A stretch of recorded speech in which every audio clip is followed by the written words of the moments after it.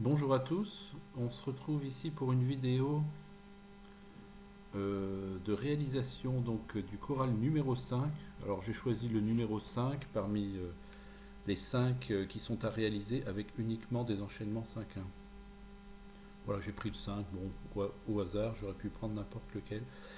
Donc il s'agit à ce stade-là, on commence la méthodologie de l'harmonisation et avec les 3 premières étapes, à savoir donc la recherche de tonalité, la réalisation des cadences et la mise en place des degrés.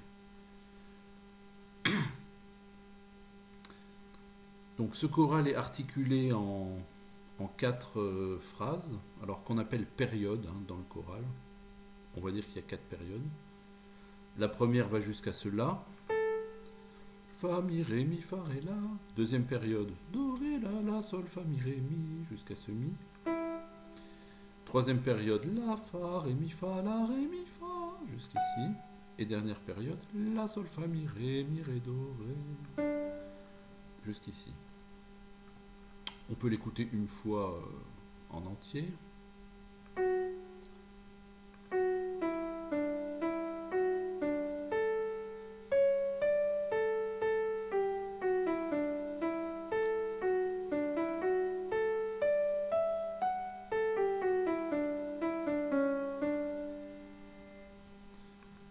Voilà, je vais mettre le son un peu plus fort pour la suite. Voilà. Alors, donc, première étape, déterminer la tonalité d'une pièce. Alors, vous savez qu'on dit souvent, il faut regarder l'armure, puis la dernière basse, normalement, enfin, repérer le mouvement de cadence parfaite à la fin. Alors, il se trouve que là, quand on a du chant donné, de la mélodie donnée uniquement, bah, forcément, il n'y a pas encore de, de basse. Voilà. Mais vous savez que, en ce qui me concerne, j'ai une méthode que je considère un peu plus fiable. Alors pourquoi plus fiable? Parce que dans le choral, vous le savez, on n'a pas toujours les armures qui coïncident réellement avec les vraies tonalités. Alors surtout dans le mode mineur, il peut y avoir des fois une altération d'écart, si on peut dire.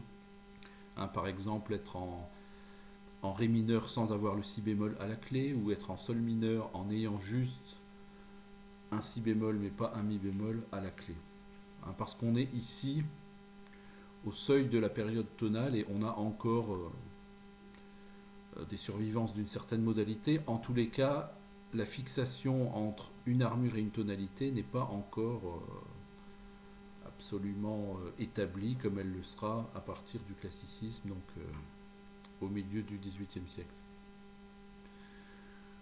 Donc pour cette raison-là, et parce que de toute façon, être dans une tonalité, c'est quoi avant tout? C'est pas avoir un jeu d'altération à la clé, c'est avant tout avoir la sensation d'être rattaché à une note polaire, à une tonique. J'ai beaucoup insisté déjà précédemment sur ce point, donc je réinsiste, être dans une tonalité, c'est ça, c'est évoluer sur une gamme majeure ou une gamme mineure et être rattaché avant tout à un centre de gravité, donc qui est la tonique. Alors pour cette raison-là, la meilleure méthode pour rechercher la tonalité générale d'un morceau, vous le savez, c'est de rechercher cette note de repos et de la rechercher particulièrement au moment de la fin du morceau. Parce que c'est au moment de la fin qu'on a le plus de chances que s'affirme le ton principal.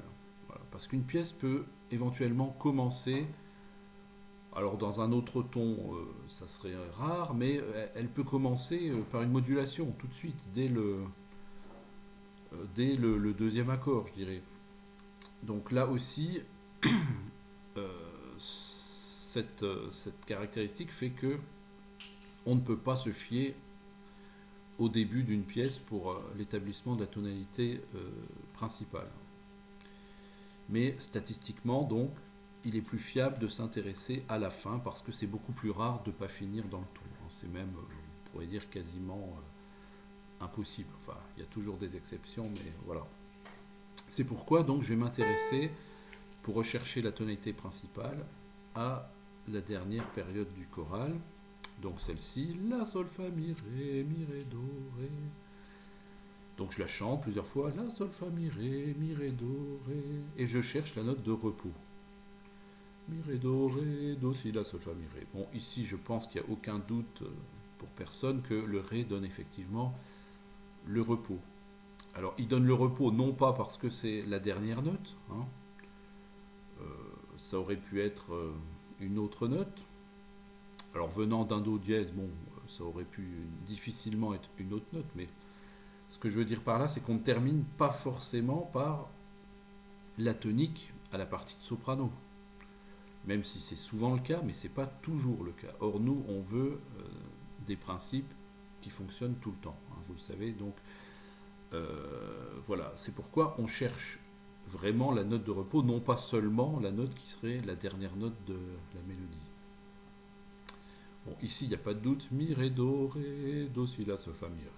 Alors, je descends, pourquoi? Parce que lorsqu'on sent que la dernière note n'est pas la note de repos, justement, eh bien, le conseil que je donne, c'est de descendre la gamme. Donc, ça se fait à l'oreille, intuitivement. On descend jusqu'à ce qu'on trouve... imaginons par exemple qu'au lieu d'avoir cette mélodie, donc la, sol, fa, mi, ré, do, ré, j'ai comme mélodie la, sol, fa, mi, ré, mi, fa. Voilà, donc je pourrais terminer comme ceci sur le fa dièse. Hein, donc j'aurai mi ici en noir et puis fa. Je sens bien que le fa donne pas vraiment le repos, fa, mi, ré, et c'est là où je descends donc ma gamme jusqu'à ce que je trouve une note plus stable, qui en l'occurrence serait toujours le ré. Hein, donc la, sol, fa, mi, ré, mi, fa, mi, ré. Je serai quand même donc en ré majeur. Alors on voit bien que voilà, que on ne finit pas forcément donc sur la tonique, hein. J'aurais pu finir sur un fa dièse qui est la médiante, le troisième degré de la gamme. Et pour autant, je serai quand même en ré parce que c'est le ré qui donne le repos, hein, encore une fois. Voilà. Donc la méthode est la suivante. Je chante la dernière phrase, je cherche la note de repos. Ici, c'est le ré, donc je suis en ré. Après, il reste à déterminer si c'est ré majeur ou ré mineur. Bon, ré, mi, fa, fa, mi, ré. Bon, si je chante encore une fois ma gamme, je sens bien que dans cette gamme, il y a une tierce majeure. Voilà. Alors, dans un deuxième temps, je regarde l'armure, parce que bon, l'armure, on la prend en compte tout de même, même si ce n'est pas de façon prioritaire. L'armure nous dit qu'on est en ré majeur ou en si mineur, hein, puisqu'il y a deux dièses à la clé, donc forcément, ici, je serai en ré majeur. Bon, ça se confirme par rapport à ce qu'on a cherché au niveau de la note de repos. Voilà, alors bon, les explications sont un petit peu longues cette fois-ci, mais parce que j'insiste bien donc hein, sur le fait que on ne se jette pas sur l'armure en priorité, mais on cherche bien à la fin du morceau la note de repos pour trouver la tonique. Et on s'intéresse à l'armure donc seulement dans un deuxième temps. Après, on peut prendre en compte d'autres éléments, hein, par exemple si on était dans le mode mineur, voir si on n'aurait pas le septième degré altéré, la note sensible, etc. en cours de route. Bon, voilà, on verra ça plus en détail dans les textes modulants ou dans ceux qui seront dans le mode mineur. Là, je suis en ré majeur. Alors, d'ailleurs, ces premiers textes-là ne modulent pas. Hein, donc, ils sont non modulants, d'une part, et d'autre part, on doit les réaliser avec des enchaînements 5-1 uniquement. Alors, pourquoi ce challenge, en quelque sorte, de ne faire que des enchaînements 5-1 ? Eh bien, vous le verrez, c'est au moment où on cherchera notre basse, cette contrainte de n'avoir que des enchaînements 5-1 va nous obliger à être imaginatifs quelquefois au niveau de la recherche de la basse. Voilà, donc on va passer à l'étape suivante qui est la réalisation des cadences. Alors je redis un peu le cadre. la définition déjà des cadences. Une cadence, c'est quoi? C'est un repos de fin de phrase. Donc, tous les mots sont importants dans cette définition. Repos de fin de phrase. Donc, on doit effectivement, par un enchaînement d'accords particuliers, obtenir une sensation de repos. Ces repos sont des repos de fin de phrase. Donc, on appellera cadence que des événements qui surviennent donc à la fin des phrases. Voilà, bon, le terme de cadence, par ailleurs, vous savez que ça peut avoir plusieurs sens.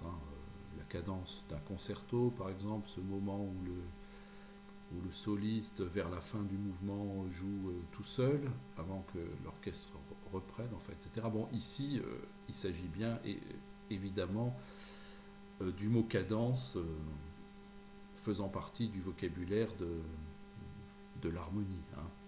C'est un sens bien spécifique qui est celui donc qu'on vient de dire, à savoir donc un repos de fin de phrase, repos qui est matérialisé par un accord ou un enchaînement d'accords bien particulier. Pour l'instant, vous le savez, on travaille essentiellement sur des cadences fortes, à savoir la cadence parfaite et la demi-cadence, dont je rappelle la définition. Donc la cadence parfaite, c'est l'enchaînement du 5e degré à l'état fondamental au 1er degré à l'état fondamental. Donc 5-1, les deux accords à l'état fondamental. Cette exigence d'état fondamental est très importante parce que c'est ce qui justement va donner la sensation de repos, puisque une cadence est un repos de fin de phrase. Vous savez que les positions d'états fondamentaux, donc qui consistent à avoir la fondamentale des accords comme basse, cette position très stable va contribuer donc à donner le repos. La cadence parfaite est conclusive, elle donne un sentiment conclusif. L'autre cadence forte, c'est la demi-cadence, qui consiste à arriver sur un 5e degré, chiffré 5. Alors cette fois je dis chiffré 5, pas seulement état fondamental, pour dire qu'il est fortement déconseillé d'avoir les 7e à l'intérieur des 5e degrés dans les demi-cadences. Pourquoi? Parce que la 7e rend l'accord instable, vous le savez, donc encore une fois, il faut un repos, il faut de la stabilité. Voilà, donc à chaque fois qu'on a la fin d'une phrase ou d'une période, donc c'est-à-dire ici, là, quand on arrive sur ce la, ici quand on arrivera sur ce mi, etc., quand on arrivera sur le fa et sur le ré, eh bien il faudra donc faire un enchaînement cadentiel bien spécifique. Dans le choral, c'est très pratique car toutes les phrases, toutes les périodes sont marquées par un point d'orgue. Voilà, donc on a des marqueurs, si je puis dire, qui nous indiquent la fin des phrases. C'est extrêmement pratique, ça ne sera pas le cas dans tous les styles, mais c'est le cas dans le choral. Et c'est pour ça d'ailleurs, entre autres, qu'on commence par faire du choral, parce qu'effectivement, il y a des aspects comme ceci pratiques qui nous aident beaucoup. Donc ici, quand j'arrive sur cela, je dois soit faire une cadence parfaite ou une demi-cadence. Alors, il y a deux approches possibles pour cette question des cadences. La première approche, c'est celle de l'oreille. Quand j'arrive sur cela, donc fa, mi, ré, mi, fa, ré, la, je peux me demander, bon déjà, quelle est ma tonique? Est-ce que je suis toujours bien en ré? Parce qu'on aurait pu moduler éventuellement. Bon, vous savez que ces textes-là, les premiers ne sont pas modulants, mais on peut toujours quand même vérifier qu'on est bien en ré. Donc fa, mi, ré, mi, fa, ré, la. Le la n'est pas stable, la, sol, fa, mi, ré. Je descends ma gamme et j'arrive sur le ré qui est beaucoup plus stable. Bon, je suis toujours en ré majeur. Premier point. Et deuxième point, je me demande, est-ce que ma sensation est plutôt suspensive ou conclusive? Fa, mi, ré, fa, ré, la. Bon, là j'ai plutôt une sensation qui est nettement suspensive. Je m'attends donc à ce que je doive faire une demi-cadence. Alors ça c'est pour l'approche auditive. On peut avoir, si jamais notre oreille n'est vraiment pas encore bien opérationnelle, on peut avoir une approche purement technique. Cette approche technique est encore plus simple, hein, finalement, puisque le principe est le suivant, c'est-à-dire soit je peux faire une cadence parfaite, et dans ce cas-là, je fais la cadence parfaite, soit je ne peux pas, et dans ce cas-là, je fais une demi-cadence. Alors, sur cet exemple-là, est-ce que je peux faire une cadence parfaite? Fa, mi, ré, mi, fa, ré, la. Faire une cadence parfaite, ça voudrait dire harmoniser cette note par donc un cinquième degré, et celle-ci par un premier degré, et avoir donc les deux accords à l'état fondamental, hein, comme le préconise donc la définition de ma cadence parfaite. Vous savez que pour pouvoir harmoniser une note par un accord, il faut que la note en question soit note réelle, c'est-à-dire qu'elle fasse partie de l'accord. Donc il faudrait donc que ce Ré fasse partie de l'accord du cinquième degré de la gamme de Ré majeur. Alors vous pouvez d'ailleurs, si vous avez des difficultés, vous pouvez écrire les notes, hein, de vos accords pour tous les degrés, où vous écrivez votre gamme, vous construisez les accords dessus. Voilà. Si jamais un cinquième degré de Ré majeur, ça ne vous parle pas directement, il n'y a pas de honte à voilà, écrire sa gamme, écrire les accords sur chaque degré. Bon. Le but, c'est qu'on sache bien, on puisse savoir quel est le cinquième degré de Ré majeur. Donc le cinquième degré de Ré majeur, c'est La, Do dièse, Mi, Sol. Je dis bien La, Do dièse, Mi, Sol, je vais jusqu'à la septième. Il est très important sur les cinquièmes degrés d'envisager les 4 notes de l'accord. Hein. Vous le verrez, c'est très important, notamment pour la recherche des degrés. Donc c'est La, Do dièse, Mi, Sol. On voit bien que ce Ré n'en fait pas partie. Il ne fait pas partie de la Do dièse, Mi, Sol. Donc je ne peux pas mettre un cinquième degré. Donc je ne pourrai pas faire une cadence parfaite. 5-1 à l'état fondamental. Donc forcément, ça doit être la demi-cadence qui est possible. Hein, quand l'une n'est pas possible, c'est forcément l'autre qui est possible. Et effectivement, sur le La, je vois que je peux faire une demi-cadence. Je peux arriver ici sur un cinquième degré chiffré 5.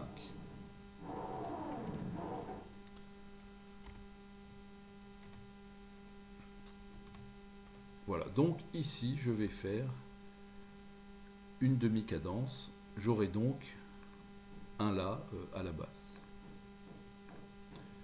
Voilà. Et je vous conseille de placer tout de suite ces basses au moment des cadences. Voilà.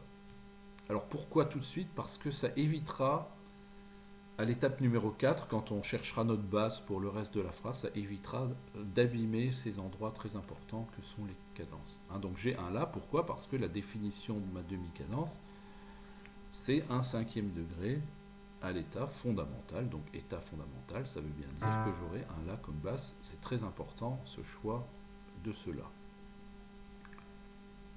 Voilà, je continue. Do, Ré, La, Sol, Fa, Mi, Ré, Mi. Alors, approche auditive, toujours pareil. Mi, Ré. Bon, je vérifie que je suis bien en Ré majeur, effectivement. Le Ré donne la stabilité. Ensuite, je me demande, est-ce que la sensation est plutôt suspensive ou conclusive? Do, Ré, La, Sol, Fa, Mi, Ré, Mi. Plutôt suspensive. Donc je m'attends à une demi-cadence. Je corrobore cela avec l'approche technique. L'approche technique, c'est est-ce que je peux faire une cadence parfaite avec un Ré et un Mi? Eh bien non, car le Ré ne fait pas partie de l'accord du cinquième degré, qui est la Do dièse Mi Sol. En revanche, donc, puisque la cadence n'est pas parfaite n'est pas possible, on se rabat en quelque sorte sur la demi-cadence, et effectivement, je me rends compte qu'ici, je peux encore une fois faire une demi-cadence sur ce Mi, l'harmoniser donc par un cinquième degré chiffré 5. Voilà, donc je m'empresse de mettre ma basse. Hein. Donc dès que vous pressentez tel ou tel type de cadence, je vous incite à mettre tout de suite donc votre basse. Hein. Alors la hauteur de cela, pour l'instant, n'a pas d'importance. Hein. J'ai mis un La grave, bon ça pourrait être un La aigu. c'est au moment où on va construire la totalité de la basse qu'on pourrait être amené à changer peut-être la hauteur de cela, mais en tout cas ça sera un La, ça c'est sûr. Voilà, puisque je fais une demi-cadence, en tout cas j'aurai un La, c'est certain. Donc ici, un La, je mets le point d'orgue d'ailleurs parce qu'il est d'usage comme ceci de tout de suite bien faire voir que c'est la fin de la phrase, tant au soprano qu'à la basse. Phrase suivante. La, fa, ré, mi, fa, la, ré, mi, fa. Alors cette phrase est très intéressante parce que on est dans une forme d'ambiguïté.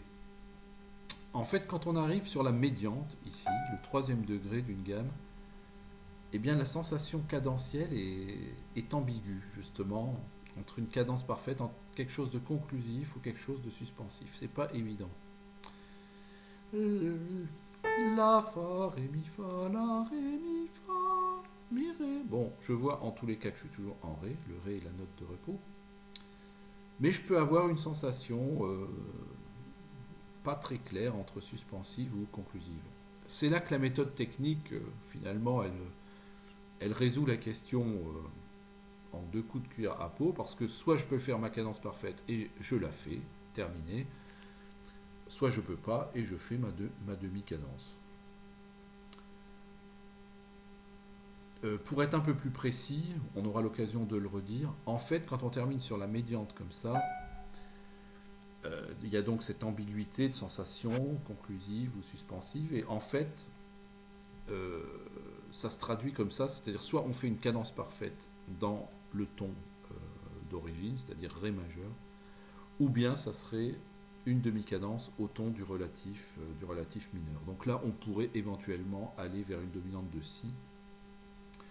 Voilà. Alors, dans le cas présent, ça ne serait pas très pertinent, parce que vu le départ de la phrase suivante, qui est clairement en Ré majeur, bon, donc ça ne serait pas très opportun d'aller ici en Si mineur de toute manière.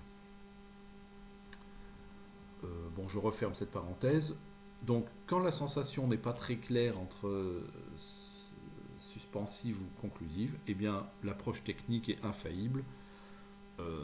Donc, soit je fais ma cadence parfaite, si elle est possible, et si elle n'est pas possible, je ferai une demi-cadence.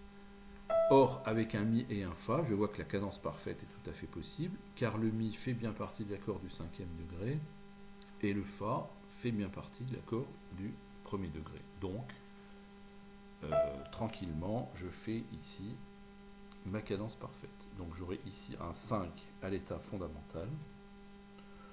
Donc pour l'instant, je le chiffre 5, ça pourrait être 7+, hein, mais on va rester pour l'instant sur des accords de 3 sons. Voilà, donc je mets ma basse tout de suite, hein, comme je l'ai dit. Voilà.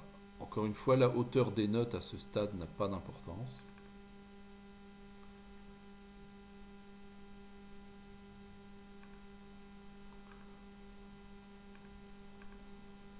Et enfin, dernière phrase. Alors pour la dernière phrase, on peut s'attendre a priori à avoir une cadence parfaite, hein, c'est-à-dire quelque chose qui va nous donner une sensation conclusive. Je chante quand même ma phrase. La, sol, fa, mi, ré, do, ré. Effectivement, j'ai une sensation conclusive. L'approche technique, par ailleurs, me dit que effectivement, je peux faire une cadence parfaite, puisque le Do fait bien partie de l'accord du 5e degré, et le Ré fait bien partie de l'accord du 1er degré. Donc ici, aucun doute possible, j'aurai une cadence parfaite.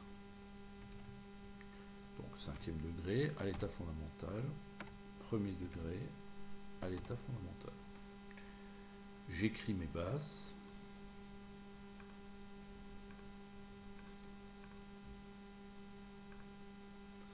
Donc La et Ré, puisque ce sont des états fondamentaux.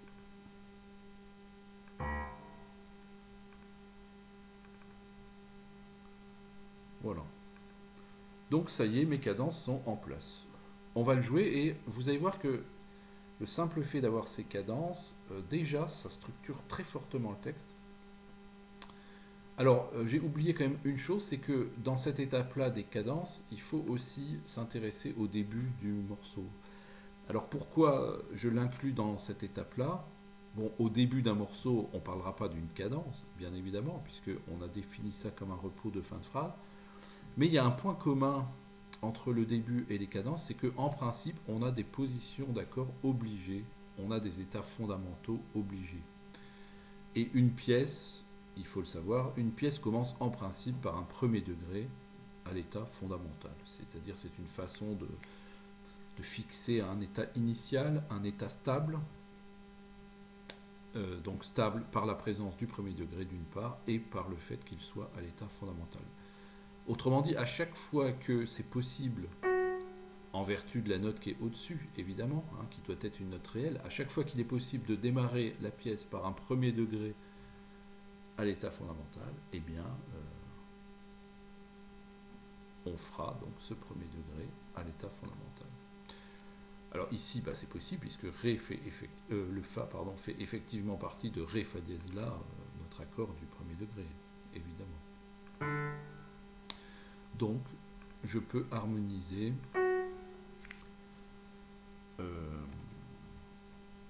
ce début par un premier degré chiffré 5. Voilà. Donc à chaque fois que c'est possible, il n'y a pas de raison de faire autre chose. Ça serait vivement déconseillé de faire autre chose à partir du moment où c'est possible. Juste une précision pour l'écriture là, des degrés. Donc, je vous incite fortement à écrire vos degrés et vos chiffrages. Je préfère qu'on les écrive en dessous de la basse. Alors, pour l'instant, c'est pas possible parce qu'il n'y a pas la basse sur toute la pièce, mais au lieu d'avoir ça écrit en dessous du soprano, où finalement ça n'a pas trop de sens, il faudrait ici faire comme ceci. Je ne sais pas s'il va me le mettre. Voilà, il faudrait les écrire en dessous de la basse. Donc dans MuseScore, on fait un CTRL L pour écrire comme si c'était les paroles. Voilà. Alors pourquoi en dessous de la basse? Parce que d'un simple coup d'œil, dans la même région, je vois à la fois la basse et son chiffrage, c'est-à-dire toutes les informations finalement qui sont de même nature, je les vois au même endroit. Ça évite d'aller lire d'un côté la basse, d'un côté le chiffrage, qui n'est pas pratique. Il vaut mieux avoir tout comme ceci.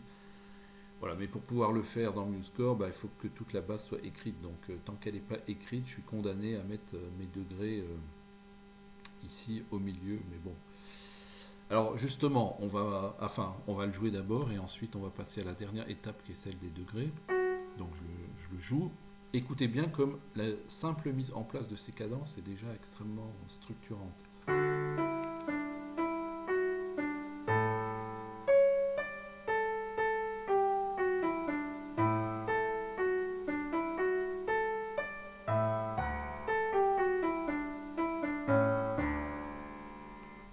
Voilà, vous voyez, ce sont des sortes de piliers, comme si on avait installé des piliers harmoniques qui vont sous-tendre un peu tout ce qui va se passer ensuite à l'intérieur des phrases. Alors pour la recherche des degrés, si vous avez bien suivi la vidéo consacrée à ce sujet, vous savez que on doit commencer par faire la recherche des enchaînements 5-1. Alors pourquoi ça? Pour plein de raisons, parce que 5-1, bon, vous le savez, c'est le moteur principal, on pourrait dire presque unique, d'une syntaxe harmonique, les autres degrés étant là comme élément périphérique, de décoration pratiquement, pourrait-on dire. L'élément moteur, c'est vraiment cet enchaînement 5-1. Et à cause de ça, à chaque fois qu'il est possible, eh bien, il faut le faire, parce que si on ne le fait pas, il y a une déception de l'oreille. Voilà, parce que implicitement, quand l'enchaînement 5-1 est possible, l'oreille attend cet enchaînement. Et si on ne donne pas à l'oreille ce qu'elle attend, forcément, il y a une frustration. Donc, ça sera extrêmement rare les cas où il y aura autre chose de préférable que l'enchaînement 5-1 à chaque fois qu'il est possible. Donc, qu'est-ce qui rend cet enchaînement possible? C'est tout simplement le fait que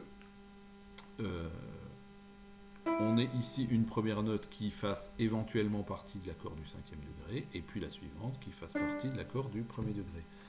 Alors si effectivement on a ça, hein, donc du point de vue méthodologique, ça se passe comme ça, c'est-à-dire que, bon, là, j'ai déjà mis ma basse et mon degré, donc je ne m'occupe plus de ça. Je prends la note suivante, en l'occurrence ce mi, et je me demande si ce mi peut être harmonisé par l'accord du cinquième degré. Si la réponse est oui, on se demande ensuite si la note suivante, donc le ré, peut, elle, faire partie de l'accord du premier degré. Et si c'est le cas, eh bien, j'ai mis en évidence le premier enchaînement 5-1 possible. Alors ici, effectivement, c'est le cas. Le mi fait bien partie de l'accord du cinquième degré. Et le ré peut faire partie de l'accord du premier degré. Donc j'ai ici un enchaînement 5-1. Et après, je recommence ma recherche de 5-1. Je prends la note suivante, donc ce mi, et je me repose les mêmes questions. Ce mi peut-il faire partie de l'accord du cinquième degré? Oui, en l'occurrence. Ce fa peut-il faire partie de l'accord du premier degré? Oui, en l'occurrence. Donc j'ai à nouveau ici un enchaînement 5-1. C'est aussi simple que ça. Hein. Mais cette recherche de 5-1 doit être faite vraiment de façon systématique. Hein. Alors, c'est réglé pour ça. Je m'occupe maintenant de ce ré. Je me pose la même question. Le ré peut-il faire partie de l'accord du cinquième degré? Eh bien, non, d'une part. Et d'autre part, je vois que de toute façon, je ne peux pas faire un enchaînement 5-1, puisque là, j'ai déjà un cinquième degré qui est programmé. Donc, ça ne pourrait pas être 5-1. Voilà. Alors, ici, puisqu'on a la contrainte d'être uniquement avec des enchaînements 5-1, eh bien, ça va être vite réglé. Parce que donc, ne pouvant pas faire le 5, il y a de fortes chances que je ne puisse que faire un 1, puisque de toute façon, il n'y a pas d'autres accords possibles. Alors, effectivement, ici, ça sera donc un premier degré. Alors, à cause de cette contrainte, hein, je le précise bien, la contrainte de n'avoir que des que des 5 et des 1. Parce que, vous le verrez, bon, si on était dans le cas normal, c'est-à-dire sans cette contrainte d'avoir que des 5-1, ici, on aurait plutôt choisi un quatrième degré, par exemple, ou autre chose. Alors, on verra dans la deuxième vidéo qui sera consacrée à un autre choral qui, cette fois, ne sera plus à réaliser qu'avec des enchaînements 5-1, on verra ce qui nous amènera à mettre un quatrième degré. Par exemple ici. Mais bon, ici, là, puisqu'il y a cette contrainte, je respecte ma contrainte. Donc la cadence est en place, c'est réglé pour ça. Donc je m'occupe de la note suivante, le Do, et je me repose ces questions rituelles. Est-ce que le Do peut être harmonisé par un 5? Est-ce que ensuite ce 5 ira sur un 1? Effectivement, le Do peut être harmonisé par un 5 et le Ré par un 1. J'ai donc ici à nouveau un enchaînement 5-1.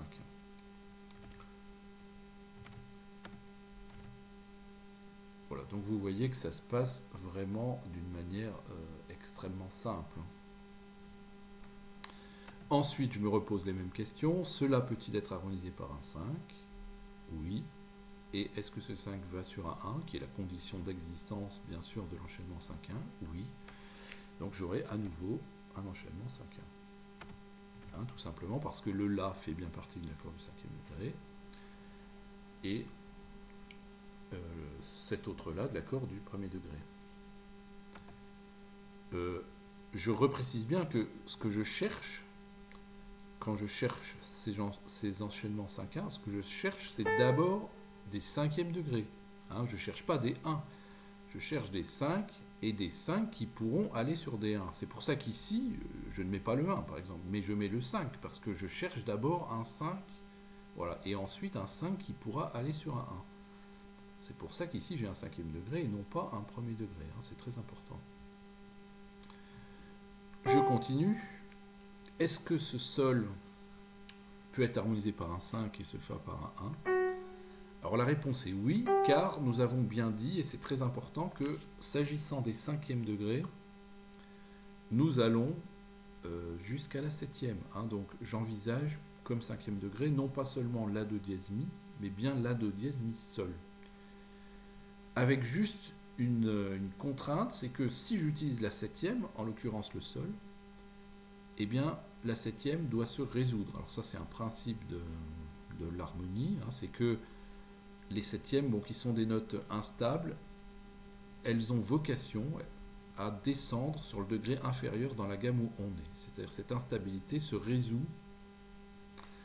sur le degré inférieur dans la gamme où nous sommes. Donc, en fait, pour pouvoir mettre un 5 ici pour harmoniser ce sol, il va falloir que ce sol aille bien ici sur le degré inférieur, donc c'est-à-dire en l'occurrence sur un Fa dièse. Voilà, si jamais ce sol n'allait pas sur un Fa dièse, eh bien j'aurais pas pu mettre l'accord du cinquième degré. Donc là, ça n'est possible, et d'ailleurs j'aurais été bien embêté parce que je ne peux pas mettre non plus un 1, puisque le sol ne fait pas partie, et donc il aurait fallu que je mette un autre degré. Enfin, l'exercice est fait pour qu'on puisse s'en sortir avec des cinquiens systématiquement, donc il est naturel que ce sol se résolve ici sur le Fa dièse. Donc ici, je peux effectivement harmoniser le sol par un cinquième degré et le Fa par un premier degré. Lorsqu'on a des croches, on va convenir que pour l'instant, on considère comme note réelle, donc celle qui fera partie de l'accord, la première des deux croches. Et la deuxième, on s'en occupe pas, on laisse... voilà, ce sera souvent des notes de passage, ça s'appelle comme ça, on aura l'occasion de le repréciser. Voilà, donc on s'intéresse à la première des groupes de croches. Donc là, ça sera le Fa dièse. Ici, par exemple, ça sera le Ré, voilà, qui sera considéré comme note réelle. Pour harmoniser ce Ré, donc, ma méthode serait toujours de chercher les enchaînements 5-1. Je vois que le Ré n'est pas harmonisable par le 5. De toute façon, ce 5 en question, s'il avait été possible, n'irait pas sur le 1, puisqu'on a déjà là le 5 de notre cadence. Voilà. Donc, de toute manière, puisque le 5 n'est pas possible, c'est que c'est forcément un 1, puisque, encore une fois, il y a la contrainte de ne rester que sur des 5-1. Donc, effectivement, le Ré fait bien partie de l'accord du premier degré, donc j'ai aucun problème, si je puis dire, à rester ici sur un premier degré. Je continue ma recherche de 5-1. Est-ce que le La peut être harmonisé par un 5 ? Oui. Est-ce que ce 5 se résoudrait sur un 1 ? Oui. Donc ici, à nouveau, enchaînement 5-1. Donc comme vous le voyez, c'est très systématique. Hein, ça en fait quelque chose d'assez simple, hein, ce systématisme.